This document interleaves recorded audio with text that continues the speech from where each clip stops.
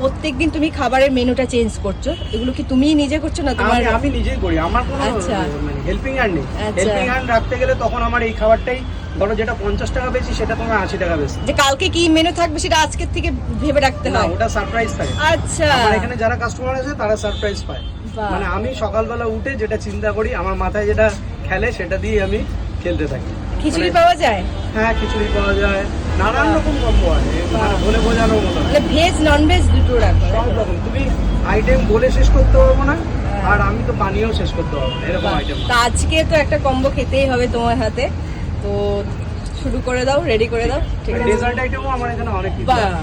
ডেজার্টে তোমার নানান রকম হয়, রসগোল্লা চাট হয়, আজকে আছে, কালো জলের কেরামতি হয়, না আজকে নেই বাট রাখা হয় এরকম আচ্ছা, নানান রকম হয়, নানান রকম। পনিরের পায়েস কি বলছো?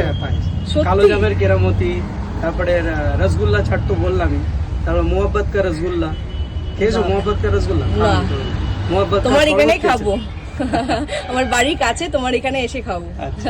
ঠিক আছে, রেডি করো আমার জন্য আজকে একটা থালি, তোমার চয়েসের একটা থালি রেডি করো। আচ্ছা, তুমি কি খাবে? ভেজ থালি খাবে না ডিম থালি? না না, নন ভেজ। নন ভেজ খাবে তো? একদম। ঠিক আছে।